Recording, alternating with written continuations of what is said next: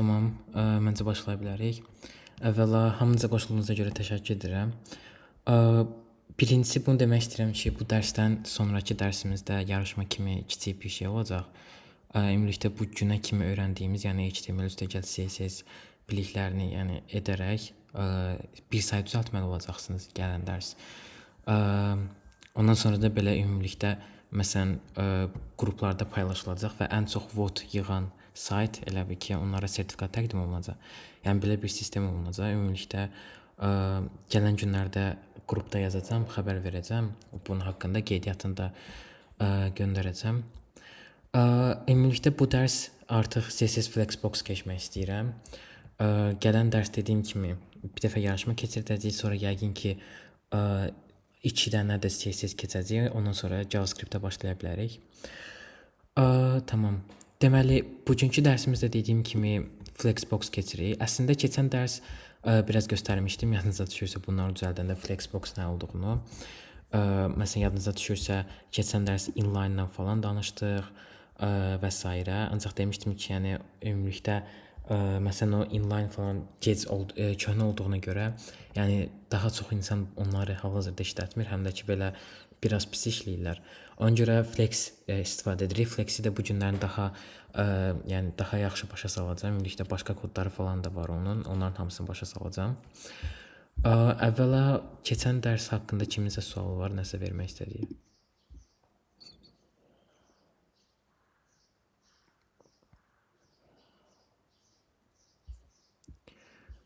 Tamam. O zaman sualınız olsa yenə də çata yazın. Mən sonra baxacağam.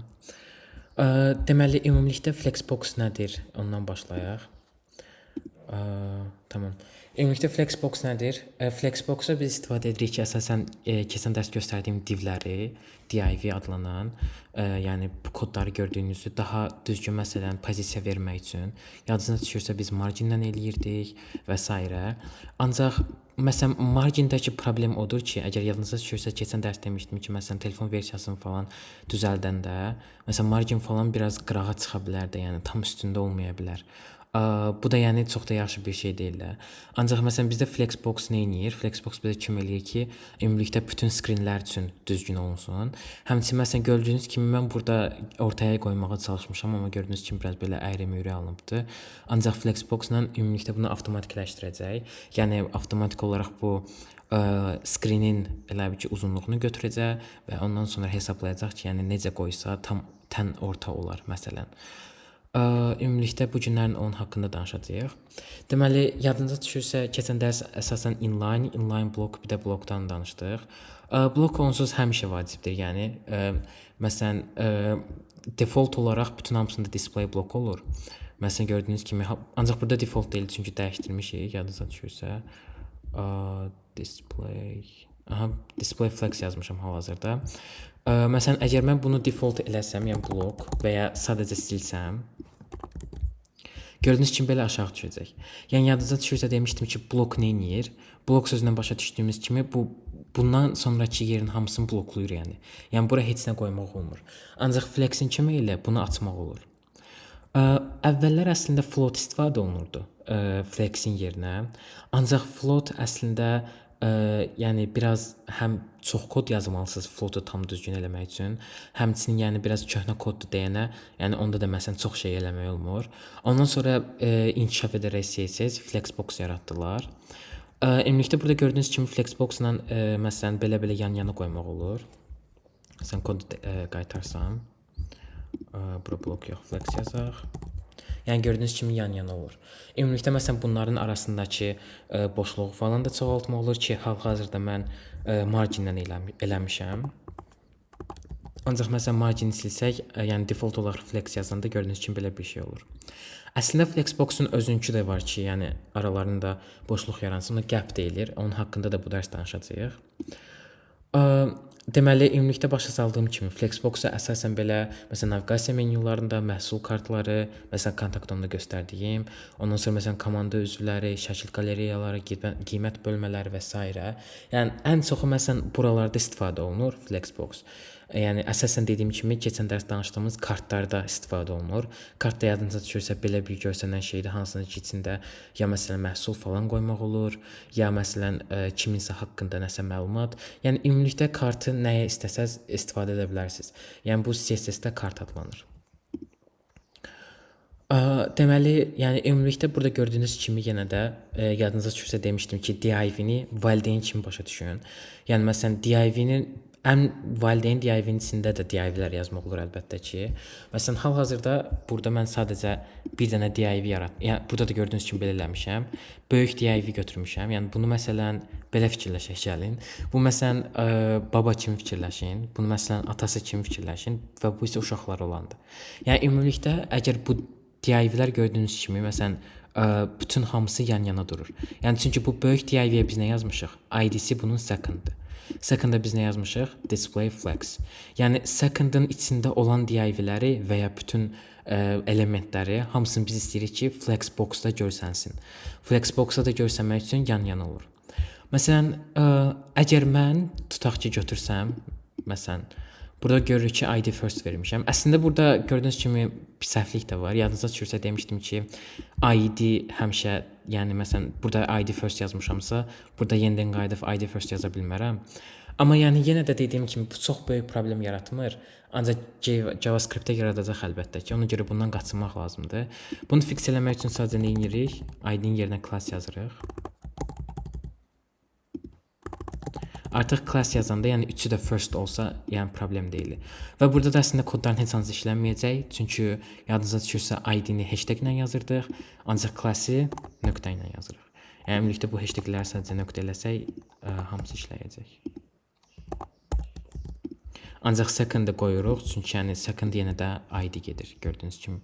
Bu second-dan sadəcə bir dənədir deyənə, gördüyünüz kimi başqa heç yerdə yoxdur. Ona görə bunu ID kimi buraxa bilərik. Yəni gördüyünüz kimi qayıtdı. Yəni ümumilikdə flexi yenə də deyirəm, əsasən belə yan-yana qoymaq üçün ya alt-alta və s. İndi ümumilikdə bütün hamısını göstərəcəm. Yəni məsələn reverse falan var, hamısını göstərəcəm. Yəni ümumilikdə əgər məsələn flexin ümumilikdə əgər istəyirsinizsə bu ikisi məsələn yan-yana dursunlar, onda gərək onlar üçün bir dənə valideyn div yaradasınız və valideyn div-yə display flex yazasınız. Yəni bunu deməyə çalışıram ki, əgər məsələn siz uşağa yazsaz, tutaq ki, mən götürsəm first-ə girsəm, bura display flex yazsam, nə olacaq? Gördüyünüz kimi hamısı yan-yana düşür.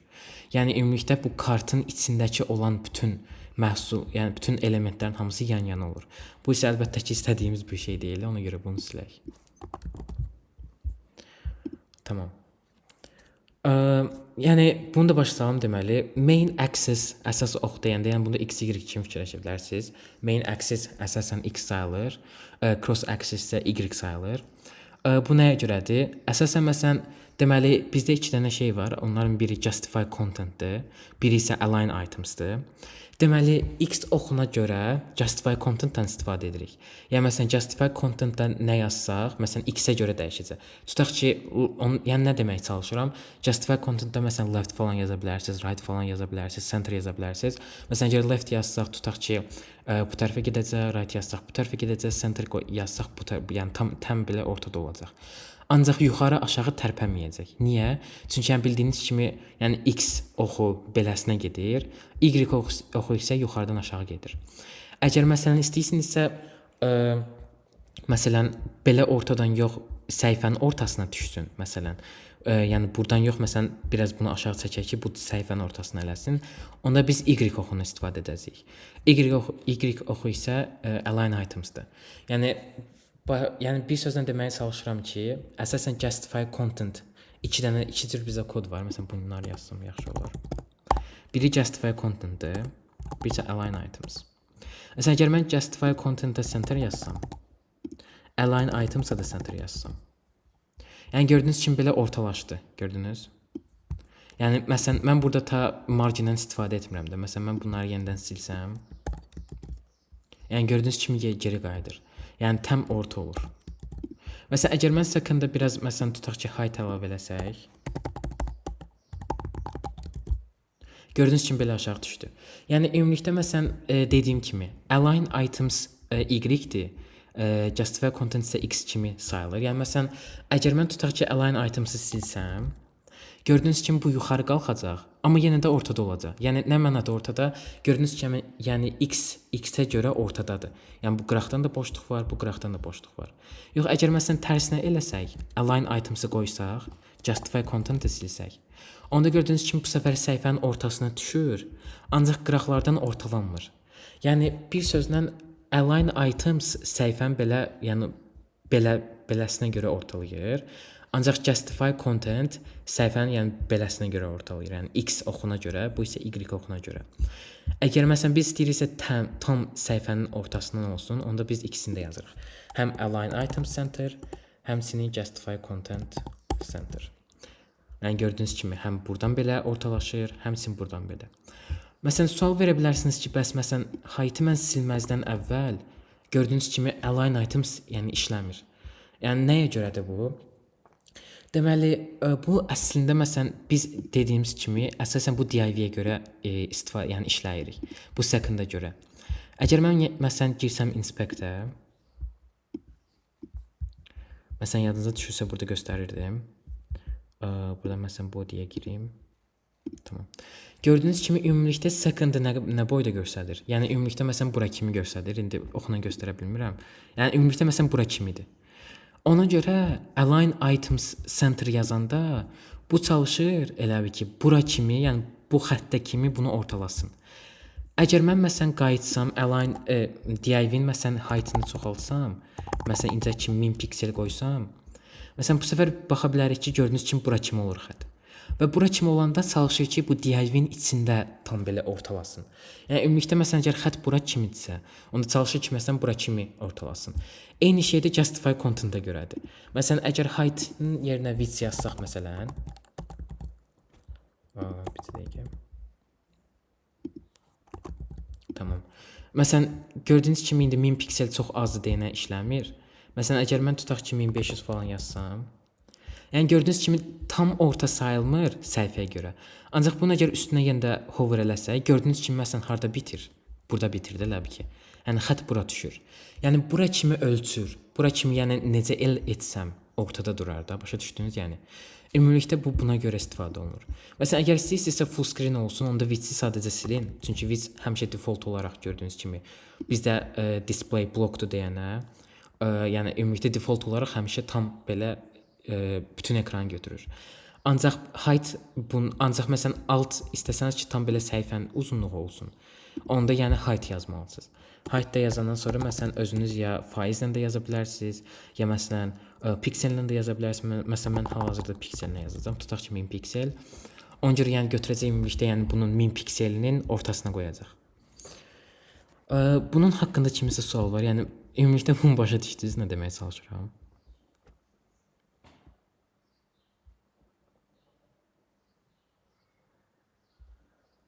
Tamam. Yenə də sualınız olsa zəhmət olmasa verin bunun haqqında. Yəni ümumilikdə bir sözlə justify content-la align items istifadə olunur ki, məsələn bunların yəni ümumilikdə yerlərini falan dəyişdirək. Yəni mən sadəcə hal-hazırda center falan göstərdim. Yəni bunun başqa propertyləri də var. Məsələn göstərim. Məsələn burada var baseline, center, end, flex end, flex start və s. Yəni çoxlu var. Məsələn bunların indi hamısını bir-bir başa salacağam. Yəni əsasən istifadə olunanları. Yəni burada məsələn slide-da yazmışam. Əvvəla flex direction-ı başa salmaq istəyirəm. Məsələn bu ikisini gəlin silək.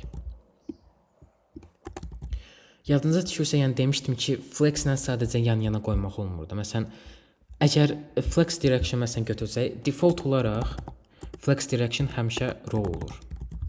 Yəni gördüyünüz kimi belə. Gəlin bir dənə bunların adlarını falan dəyişdirək. Məsələn John Doe, məsələn bura 1 yazaq. Bura 2 yazaq. Burada 3 yazaq. Ki yəni bilinsin. Yəni gördüyünüz kimi bu birinci kartımızdır. Bu ikinci kartımızdır və bu isə üçüncü kartımızdır. İndi məsələn dediyim kimi default olaraq həmişə flex direction row olur. Yəni məsələn bunu silsək, yenə də belə görsənəcək. Yəni heç bir fərq etməyəcək. Çünki yəni default olaraq kodları həmişə yəni flex direction row olur. Ancaq məsələn burada column var, row reverse var və column reverse var. Məsələn birinci gəlin column göstərim. Column yazanda alt-alta düşür. Yəni bu əslində yəni deyə bilərsiniz ki, yəni blokla eyni bir şeydir. Yəni bunun nə mənası var? Düzdür, belə görünüşünə görə blokla eyni bir şeydir. Ancaq əslində məsələn kod falan daha çox kodu yazsaq başa düşəsiniz ki, blokla eyni şey deyil.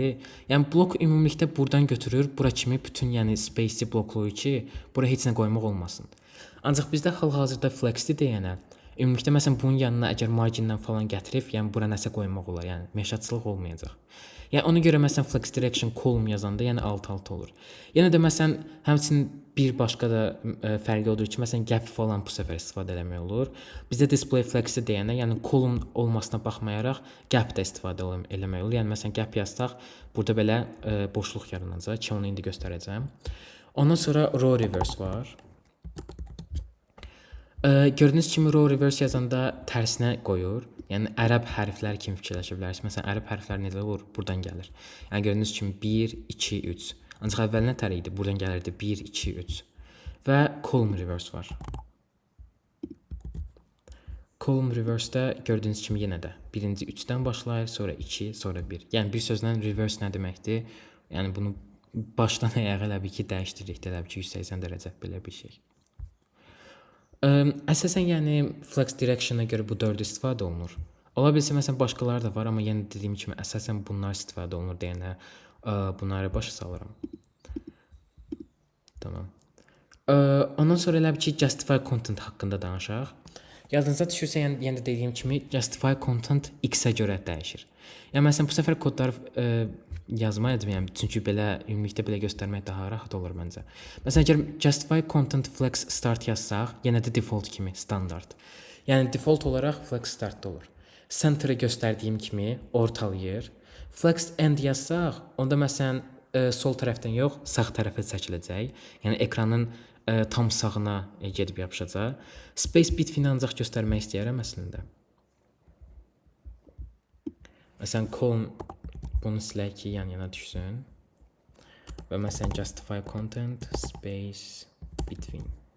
Yəni gördüyünüz kimi ümumilikdə çalışır ki bütün ekranı tutsun və bütün ekranda tutanda elə bil ki məsələn aralarında da belə boşluq yaratsın. Bunu əslində iki cür eləmək olar. Məsələn bu avtomatik olaraq eləyir ki, yəni ümumilikdə məsələn screen nə qədərdir ona görə eləyir. Məsələn əgər mən burada yenidən inspect-ə girsəm, məsələn gəlin screen dəyişək. Gördüyünüz kimi yəni balacalananda aralarında boşluq olmur. Ancaq məsələn ekranı yekəltdikcə görürsüz belə yavaş-yavaş öz-özünə açır. Ancaq məsələn biz gap yazsaydıq, bu həmişə fixed olacaqdı. Yəni məsələn belə bir şey olmayacaqdı ki, məsələn ekranı böyütdükcə burada da belə aralarındakı space böyüsün. Yəni belə bir şey olmayacaqdı. Space between budur. Ondan sonra space around var. Bu səfər bu hər tərəfli eləyir. Yəni sadəcə məsələn aralarındakı yox, hər tərəf, yəni başlıqdan da, sondan da, yəni oradan da belə elə bir ki boşluq yaradır. Space evenly isə bütün hər yerdəki boşluqları eyni eləyir. Yəni məsələn burada da boşluq eyni olur, burada da eyni olur, burada da və s. Tamam. Yəni align items-da, yəni eyni şeydir əslində. Məsələn, burada daha çoxdur, düzdür. Burada məsələn 6 dənə varsa, align items-da ən vacibləri 4 dənədir. İncə yadınıza düşürsə demişdim stretch var. Bu nə edir? Bu məsələn bunu götürür, başdan axıra kimi, yəni div-in axırına kimi elə ki bunu uzadır. Ancaq yəni belə bir şey var ki, məsələn stretch-də tutaq ki height yazsaq, onu sonra məsələn 500 piksel qoysaq və ona important qoysaq, onda bu stretch kodu işləməyəcək. Çünki yəni yadınıza düşürsə dediyim kimi, CSS əsasən məsələn importanta baxır, hansındakı important yazılıbda həmişə yəni əsasən onu tutur. Yəni ümumilikdə əgər məsələn bunu height qoysaz və ona important yazsaq, onda stretch yəni işləməyəcək. Ondan sonra elə bir ki flex start var. Yəni flex start da əslində məsələn burada şey məsələn height qoyanda əsasən belə işləyir. Yəni ki, lap yuxarıdan qoyasınız. Center göstərdiyim kimi ortadan və flex end də div-in elə ki, ən aşağısından elə ki, başlayır. İndi isə gap-i başa salım. Bayaqdan deyirəm. Məsələn, incə gördüyümüz kimi, məsələn, space between qoyanda, yəni avtomatik olaraq bunu öz-özünə yəni elə eləyirdi ki, arasında belə boşluq yaransın. Ancaq məsələn gap istifadə etsək, boşluğu özümüz təyin edirik. Məsələn mən bura qayıtsam, gap yazsam, tutaq ki bura 30 piksel falan qoysaq, gördüyünüz kimi yəni kiçik ara yarandı. Məsələn gəlin bunu böyüdək ki daha yaxşı görmək olsun. Yəni gördüyünüz kimi ümumilikdə gap yazanda arasında sadəcə boşluq qoyur. Yenə də sual verə bilərsiniz ki, bəs margindən də bunu yaza bilərik, nə fərqi var? Fərqi odur ki, məsələn, çox vaxt margindən yazanda gərək məsələn bütün div-lərin özünə atasınız margini. Yəni hər tərəfdən belə boşluq qoysun. Həmçinin belə margindən yazmaq daha çox kod yazmaq lazımdır və həmçinin eləmək lazımdır ki, bu qıraqdan olmasın, bu qıraqdan olmasın və s. Bir sözlə gap avtomatik olaraq elə eləyir ki, məsələn bu div-lərin, yəni elementlərin arasından sadəcə yəni gap yaransın, boşluq yaransın. Ona görə yəni gap istifadə etmək çox rahatdır, yəni. Əgər məsələn flex istifadə edirsinizsə. Tamam. Sonra flex wrap var, bir də no wrap var. Bunlar nədir? Deməli, incə göstərdiyim kimi məsələn incə buna baxsaq. Məsələn, telefon versiyasına getsəm, gördüyünüz kimi yəni biraz belə sıxışır da burada. Yəni məsələn belə elədikcə gördüyünüz kimi sıxışır. Bu nəyə görədir? Bizdə elə bir ki, hal-hazırda kodda yəni standart olaraq bizdə həmişə no wrap olur. No wrap nədir? Yəni ümumilikdə başqa gələn sətrə keçmir.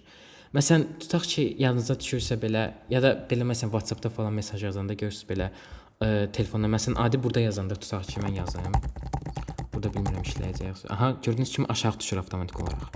Yəni görürsüz məsələn tekst yazıram və bu görürsüz aşağı düşür belə yavaş-yavaş belə öz-özünə aşağı düşür. Bununla da tam eynidir məsələn. Görsək ki, əgər məsələn sizdə 6 dənə div var, ancaq ekrana yerləşmir.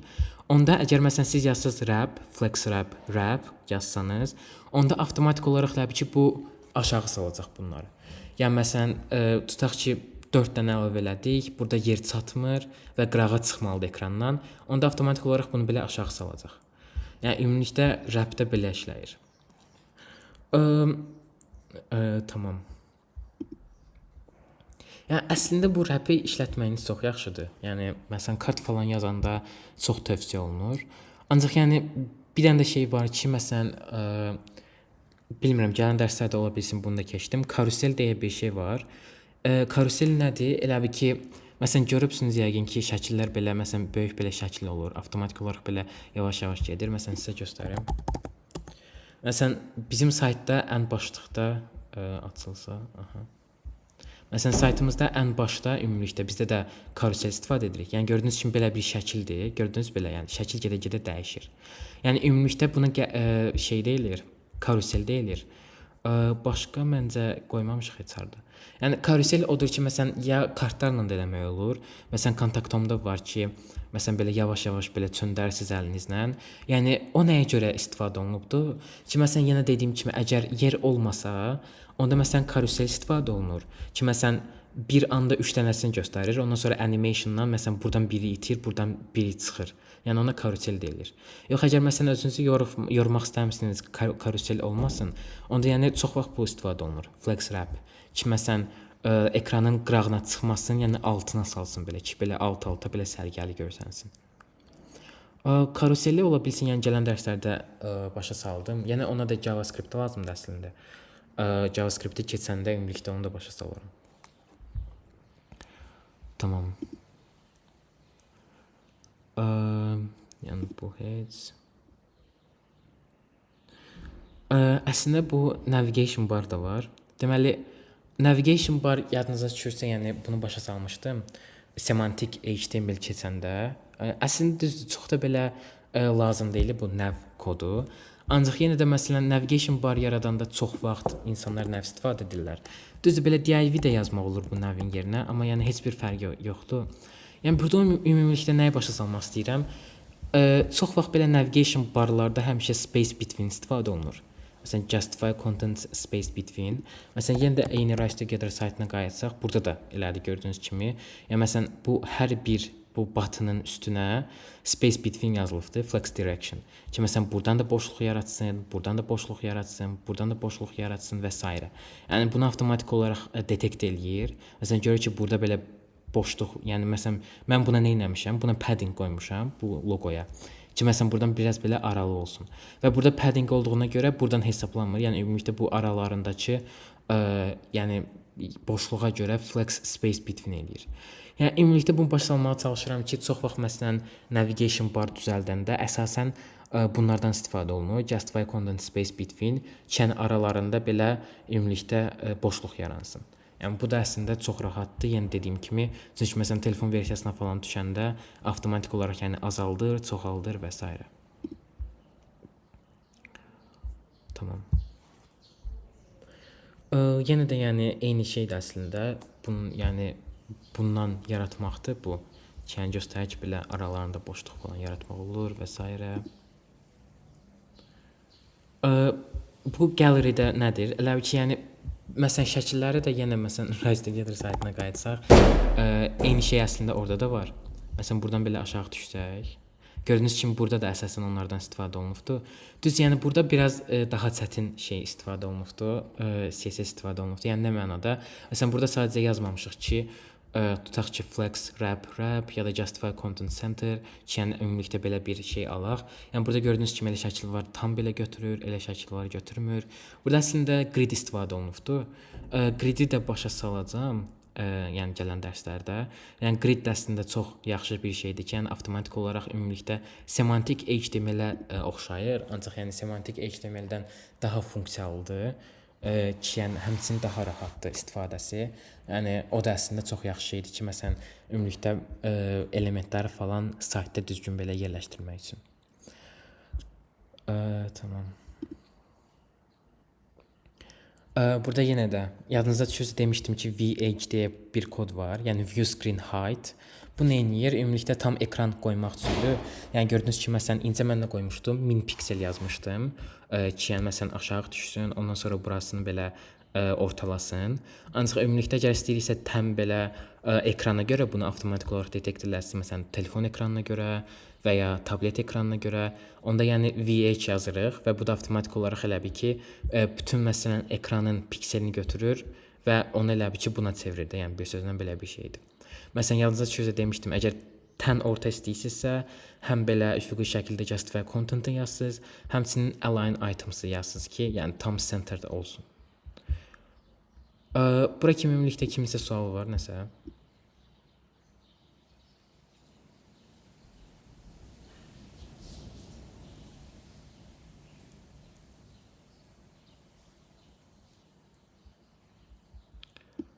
Tamam.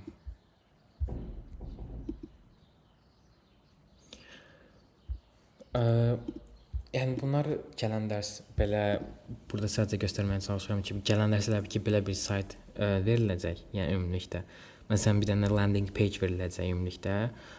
Landing page nə deyilir? Yəni landing page sadəcə bir dənə səhifəsi olan saytlara deyilir. Məsələn, elə saytlar var, məlumat tipli saytlar olur. Orada sadəcə bir səhifədən ibarətdir. Yəni ümumilikdə gələn dərslər ki, bir səhifədən ibarət olan bir sayt düzəldiləcək. Yəni ümumilikdə onu belə başa salmaq istəyirəm. Yəni məsələn orada da siz hamınız Flexbox-dan falan istifadə etməlisiniz və s. Yəni ümumilikdə gələn dərs bunun haqqında yəni daha yaxşı belə məlumat verəcəm. Tamam. Burada əslində belə səhvləri falan göstərim. Deməli, çox vaxt məsələn hərdən nə yazırıq? Justify content center yazırıq, ancaq display flex yazılmır. Yəni əgər display flex olmasa, ümumilikdə məsələn bu işləməyəcək heç vaxt. Çünki yəni blokda justify content kodu işləmir. Məsələn mən bunu qayıtsam, blok qoysam, tutaq ki. Yəni gördüyünüz kimi belə aşağı düşür. Ondan sonra məsələn nə qədər mən yazdım justify content center, align items center. Yəni kod işləməyəcəkdir. Niyə? Çünki burada yəni blokdur. Yəni də bunu qaytarsam flex-ə, yəni gördüyünüz kimi belə işləyəcək. Yəni məsələn əgər bu ümumilikdə centerdən falan istifadə etmək istəyirsinizsə, gərək həmişə məsələn display flex yazasınız. Keçən dərsin əslində rekordunu yerləşdirdim, göndərdim.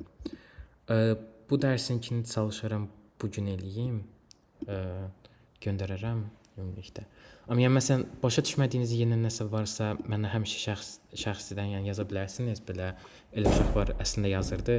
Məsələn mən də sizin üçün belə video çəkib göndərə bilərəm ümumilikdə, yəni başa salma. Orada məsələn başa sala bilərəm. Tamam. Ondan sonra ümumilikdə məsələn justify content falan, bu məndə həmişə çox vaxt belə bir şey olurdu.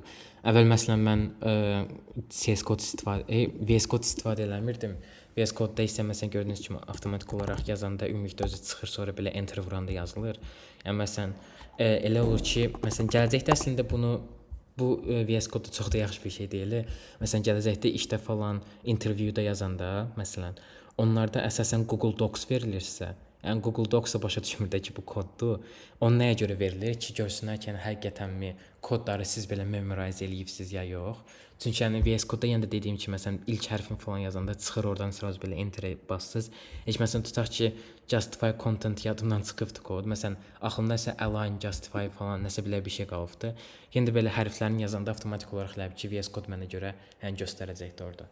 Ona görə məsələn əslində bu yaxşı olar ki, məsələn ya belə proqramlardan istifadə edərsiniz. Məsələn, hardaydı? Aha.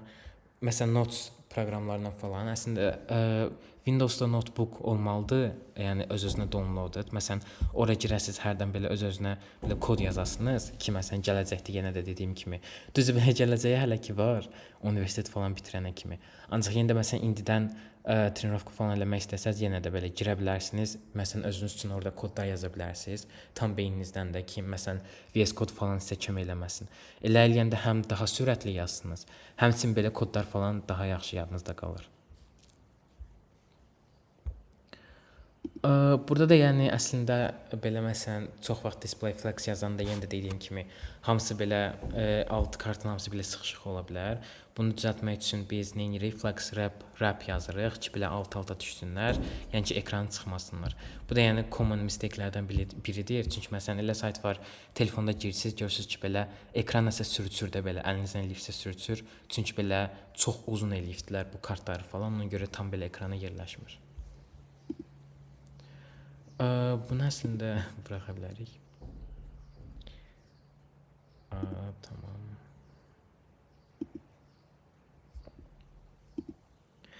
Ümumilikdə bugünkü dərsimiz əslində çox da böyük olmayacaq. Bugün həm biraz məşğul olacağam, həmçinin belə dediyim kimi gələn dərsə yəni hazırlaşırıq. Ümumilikdə dediyim kimi yarışma kimi olacaq, sertifikatlar falan da veriləcək. Başqa yerlərdən də əslində uşaqlar gələcək. Deməli, ümumilikdə gələn dərs üçün yenə də belə məlumat verim ki, məsələn istəsəniz indidən belə çalışa bilərsiniz. Məsələn, indi nə edə bilərsiniz? Hansısa belə internetdə sayta gedə bilərsiniz. Məsələn, yenə də Rise Together-a gedə bilərsiniz. Tutaq ki, buradakı belə layout-a baxın. Düz yəni tam dəqiq buradakı kimi demirəm, amma yenə də məsələn landing page-ə oxşar bir şey düzəltməyə çalışın indidən. Ki, məsələn, orada belə ümumilikdə qəşəng bir dənə sayt alınsın. Yəni ümumilikdə məsələn bu flexboxları falan məsələn işləyin və s. Və gələn dərs üçün əsas rul olacaq ki, bu günə qədər keçdiklərimizdən qırağa çıxmayın. Yəni pointlərə görə veriləcək elə bil ki, o pointlərdə də yəni baxılacaq da əgər məsələn keçdiyimiz kodlardan falan başqa kod yazılıbdısa, yəni nəyə görə biz elə eləyirik? Sizin pointlərdən çıxacaq, yəni ümumilikdə. Nəyə görə elə eləyirik? Çünki yəni məsələn elə uşaq var sıfırdan başlayır. Məsələn onlar üçün çox da belə, yəni düzgün rəqabətli olsun deyənə, yəni məsələn keçdiyimizdən başqa heç bir kod istifadə olunmalı deyil. Yəni ümumilikdə belə bir şey. Yəni indidən dediyim kimi hazırlaşa bilərsiniz. Price haqqında elə ki çox da məlumatım olmayır. Yəni çox da məlumatım yoxdur, bilmirəm yəni price olacaq ya yox. Amma yenə də sertifikatlar falan veriləcək. Belə deyim elə bil ki hardasa yəqin ki məsələn dərs 1 saat falan vaxt veriləcək. 45 dəqiqə falan da ola bilər, tam dəqiq bilmirəm. Vaxt veriləndən sonra da elə bil ki siz kod yazasınız, amma screen share olunacaq, səhv eləmirəmsə. Saytda necə paylaşacaqsınız? Məsələn 1 saat dolandan sonra sadəcə məsələn ya kodları falan yəqin istəyirlər, ya da ki ola bilsin məsələn CodePen-də atasınız. CodePen-ə ümumilikdə kodların falan hamısını qoyasınız. Ondan sonra onun elə bir funksiyası var ki, share eləmək olur da ki, orada belə veb saytı görə bilərsiniz. Yəni ümumilikdənsə belə bir şey olmalıdır. Yəni dediyim kimi bütün hamısını belə vaxt limitlidir. Yəni 0-dan 1 saat ərzində bir sayt qurmalı olasınız da bir sözlə. Yəni, olsun ola bilsin 45 dəqiqə, ola bilsin 1 saat. Yəni tam dəqiq dediyim kimi yazacağam qrupa. Amma belə əslində yəni narahat olmayın, çox belə çətin sayda olmayacaq. Bizdə belə yarışmalardan çox olacaq əslində. JavaScript-i qutarandan sonra da belə bir şey olacaq. Yəni bunu nəyə görə eləyirik ki, yəni məsələn daha çox araşdırma kimi də yazırıq ki, məsələn nə qədər yaxşı başa düşürsüz dərsləri və s. Yəni yenə də dediyim kimi kodları qırağa çıxmaq olmaz. Məsələn aranızda elə uşaq var ki, əslində daha çox kod bilir. Məsələn, sıfırdan rahat sayt düzəldə bilər. Amma yenə də yəni çox da qırağa çıxmayın. Yəni ümumilikdə belə bir şey olacaq. Yenə də yəni ümumilikdə bütün məlumatlar yazıb, yəni sizlə paylaşacağam qruplarda. Tamam. Başqa kiminsə sualı var? Siz sağ olun.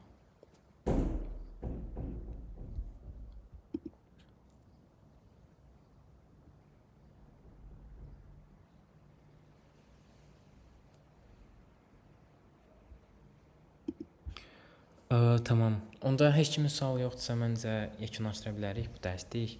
Bu səfər hardasa 40 dəqiqə falan çəkdi. Oldu. Bugünkü dərsimizə qoşulduğunuza görə sizə çox təşəkkür edirəm və inşallah gələn dərs görüşərik. Oldu. Sağ olun.